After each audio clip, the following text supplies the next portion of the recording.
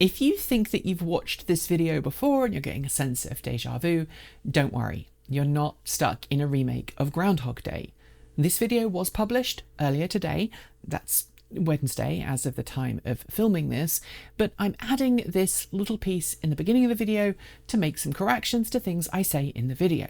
First off, I'm sorry that I got facts about Autopilot, Enhanced Autopilot and FSD incorrect. As many of you have very kindly pointed out, and some of you have even given me the correct documentation to back this up, Tesla does in fact allow you to transfer full self-driving and enhanced autopilot with the car when you sell it. So if you have a Tesla with enhanced autopilot or FSD and you sell it to someone else, that person will get to benefit from those features that you've purchased. And as some of you have pointed out, it will likely add additional price to your car's sticker price because your car will be worth more. Secondly, there are some circumstances in which Tesla does not pass through enhanced autopilot or FSD. Those are normally cases when the car has been leased or financed through Tesla. At least that is my understanding as of the time of making this short correction in front of the video. Again, I'm sorry that I got that wrong. I hope that you can understand Tesla doesn't have a press department. It's sometimes very difficult to get some clarification from Tesla on stuff like this, especially when there's many different statements being made online and it's very difficult to talk to anybody at the company to clarify it. So thank you to those of you who kindly pointed out my errors, and I'm sorry to those of you who were very offended and very angry that I screwed up and got it wrong and saw it as some kind of personal attack on Tesla and Elon Musk. I assure you that wasn't the case. While I am about correcting a few things, I also want to reiterate some stuff. Autopilot comes as standard with the car. Enhanced Autopilot requires you to pay a fee, as does FSD. In a similar way, BlueCruise does come as a standard feature on older Ford vehicles. If you want to carry on using it, you have to pay a subscription for the hands-off part. But the hands-on part of the radar-assisted cruise control and the lane keep assist, as far as I'm aware, that continues to still function on the vehicle. Again, I'm going to try and reach out to Ford to clarify this, but in terms of operation, when a Ford vehicle with BlueCruise capabilities is being driven on a divided line highway that's been mapped, you can generally take your hands off the wheel and let the car drive, as long as you keep your eyes on the road ahead. If you are on a road that has not been mapped or is not divided lane, as long as you have your hands on the wheel, the car will still do radar-assisted cruise control and it will still do some corners for you, just like Autopilot. You have to keep your hands on the wheel and engaged with the vehicle, and then it feels and operates very much like Autopilot. I've spent significant amounts of time driving with Autopilot, and unlike Autopilot, which is non-cooperative, either the car is driving or you are driving, BlueCruise and all of the other technologies that I've talked about in this video are cooperative. They drive with you, meaning you can nudge the steering if you want to change the direction of the vehicle. The car will not disengage the software, it will just then pick up after you've made your course adjustment. That's a very different feel, but it does still mean that if you're driving on a single lane road or a dual lane road that's not been mapped with BlueCruise or Super Cruise, they still operate as lane keep assist and radar assisted cruise control. Finally, none of these systems I mentioned today in this video are level 3. They're all level 2. I know some people have claimed that FSD is level 3 or level 4, but right now that's not the case. It might be in the future, but right now you have to keep your eyes on the road and be ready to take over the vehicle. That is the same for all of those vehicles and all of those technologies I mentioned in this video. Again, I'm sorry for screwing up. I'm only human, and when we do screw up, I go out of my way to try and make sure that we fix it, and I hope this goes some way to doing that. Level 2, semi-autonomous vehicle technology, has really taken off quite a lot in recent years. And just like airplane technology, where you set a heading and a speed and an altitude and the plane flies straight and true for you as long as you've set the system correctly, semi-autonomous driver assistance technologies are all designed to do the same thing. Keep you in the middle of your lane, make sure that you're a safe distance from the person in front, and sometimes give you assistance to change lanes.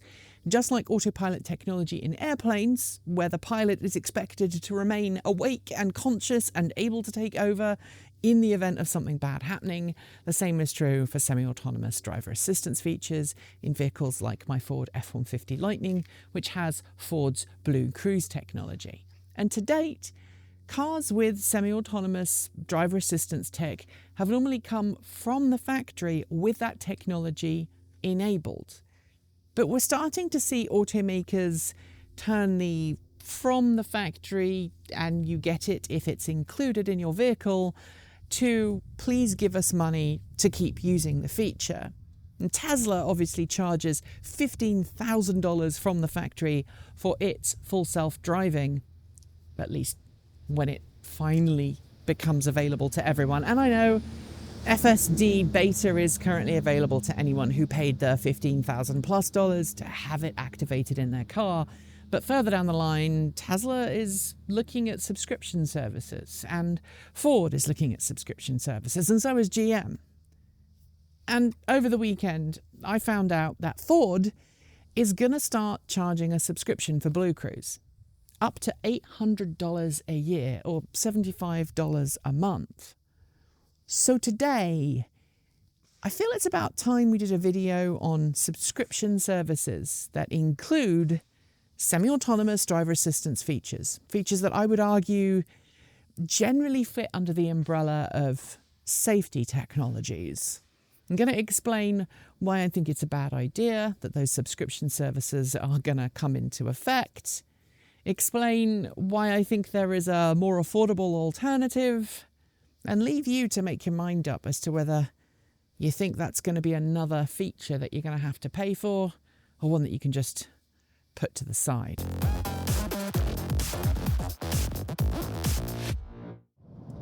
In order to discuss the whole idea of semi-autonomous driver assistance features as a subscription service, I figured that I'd take you out in my F-150 Lightning, which has BlueCruise from the factory.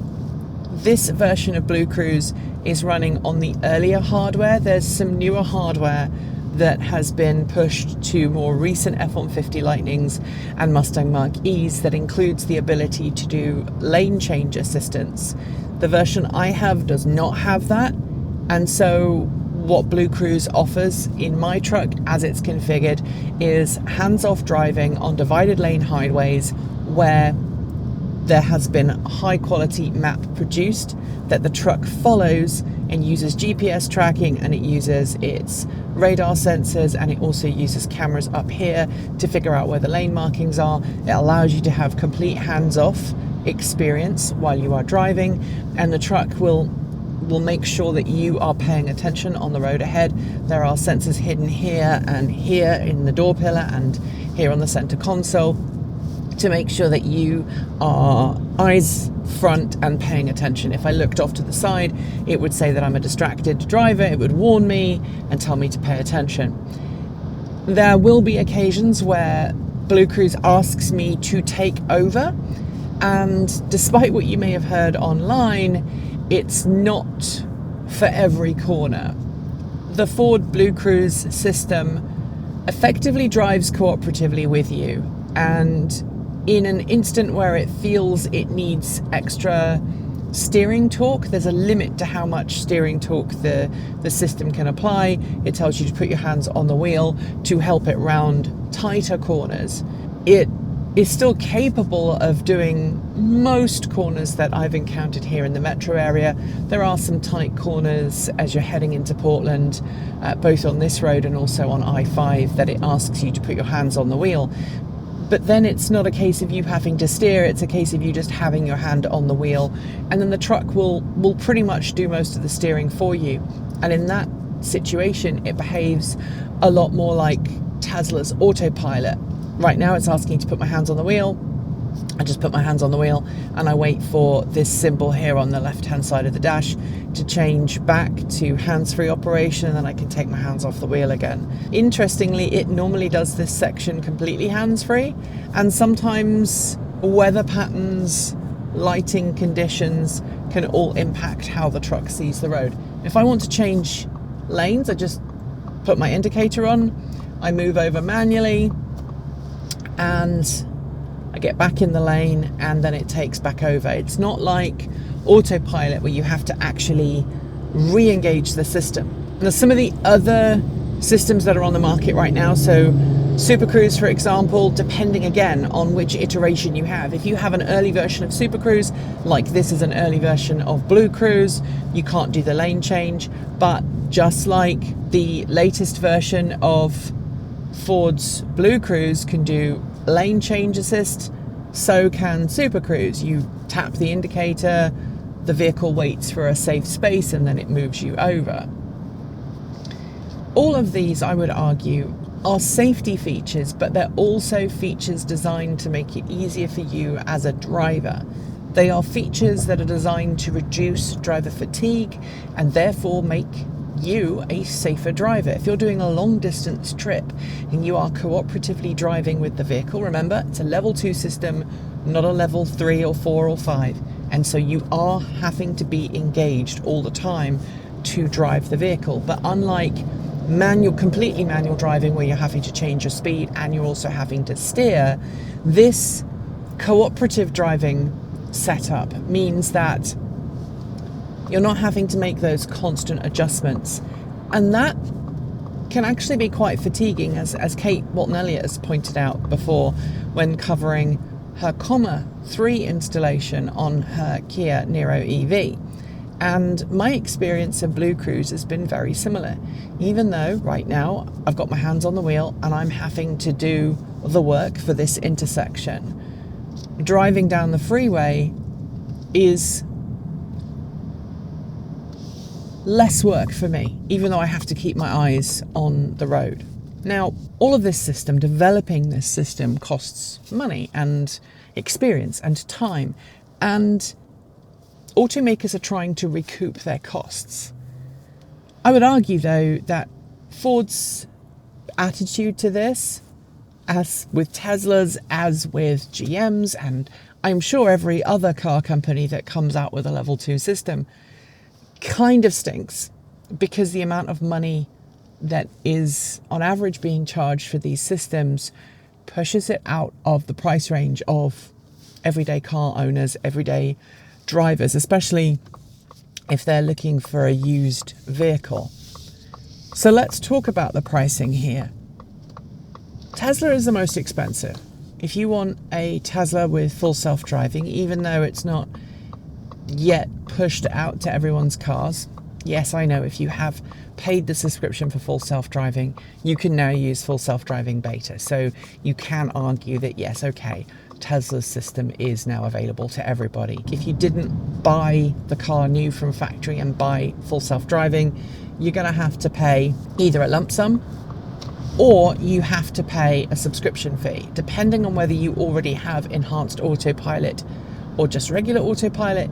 That fee is between $99 a month and $199 a month, which makes Tesla's system the most expensive. And again, I feel like I have a moral objection to someone asking that much money a month for a subscription feature that is essentially an additional safety feature and also a way of making sure that the driver has an easier time behind the wheel. And let's not beat about the bush.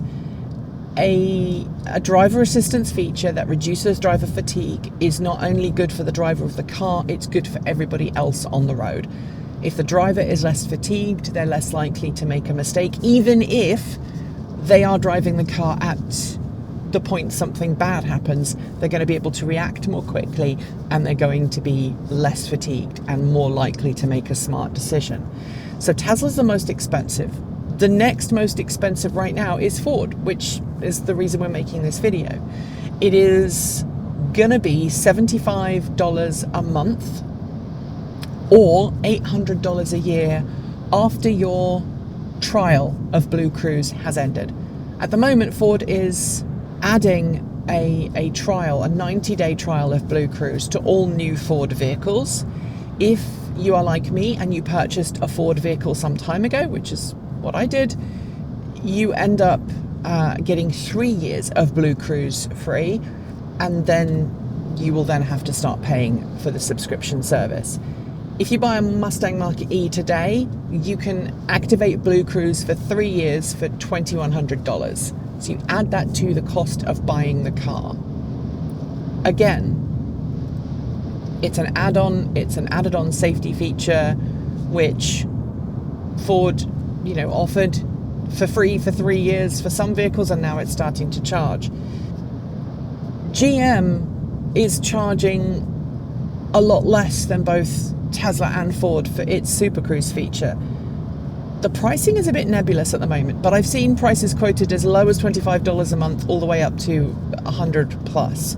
So again, the latest version of Super Cruise, as I've driven it in the Bolt EUV, does lane change assist, and as I understand it, the Cadillac variant of Super Cruise does even more.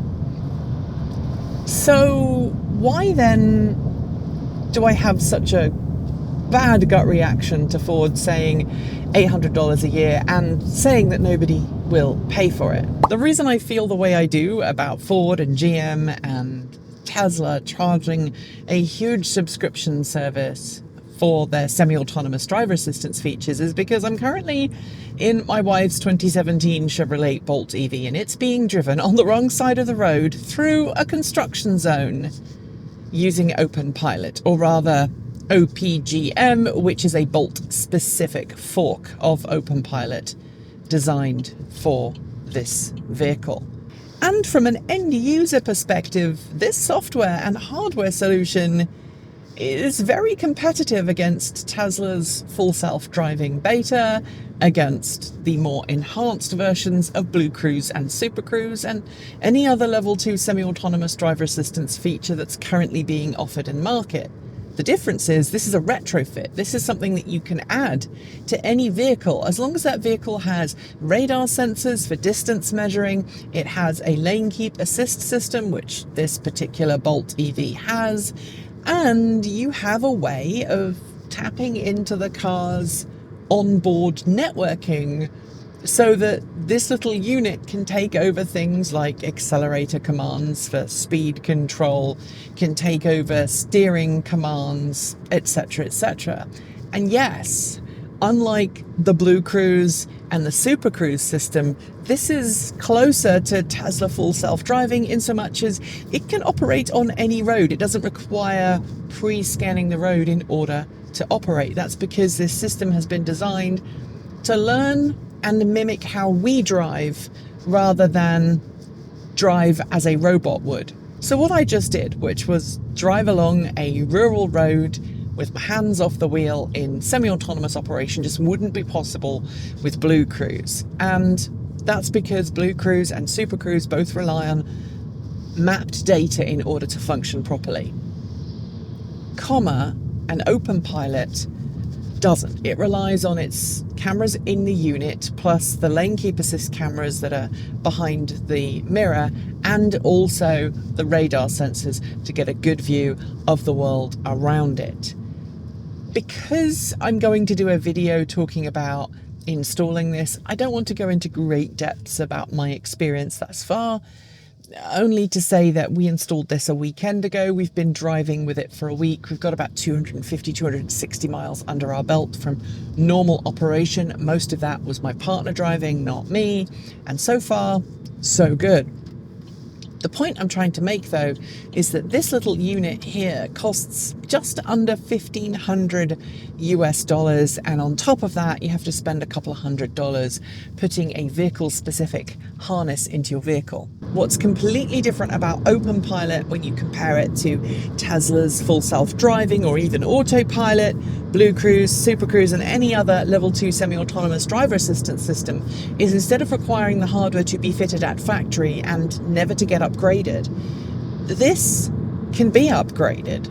This cost us about $1,500 for the unit, and then you have to spend a couple of $100 extra for the harness. And unlike those closed wall systems, this is open source. It can be developed by anybody who's got software development capabilities. At some point in the future, I suspect that will start charging you for the software as well as the hardware. But right now, no, you just buy the hardware and then you install whichever branch works with your vehicle. My choices are particularly limited. There's only a couple of forks that work on the Chevrolet Bolt, and technically this car is not officially supported by Comma. Kate Walton-Elliott has a Kia Niro EV, which is officially supported by Comma, and she's got a much wider choice of different softwares that she can run. She runs Sunny Pilot, which is one of the most accomplished systems out there. It offers her the capability to not only have hands-off driving, but lane change assistant, which is what I have. If I want to change lanes, I literally just indicate to the left, I move my steering wheel, and the car changes lanes for me. To then go back, I do the same thing, steer to the right, and voila, it changes lanes.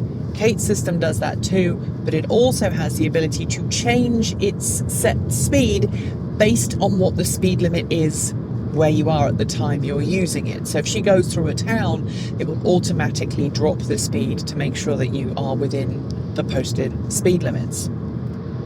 So why do I think that this is a great solution, but Ford and GM and Tesla and others charging a huge amount of money every month for their semi-autonomous driving systems is not okay? Well, part of it is because I'm not a fan of subscription models. I think subscription models do a disservice to the company offering it, but they also do a disservice to the customers, because you never truly have that feeling that you own the hardware and the software.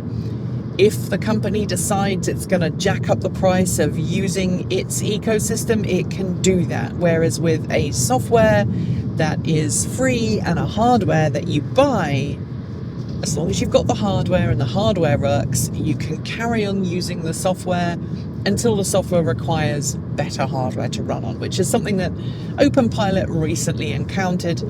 You can still run a Comma 2, which is the previous generation to this, but certain features that are now considered normal for Comma's OpenPilot are not available on older hardware. And that's fine.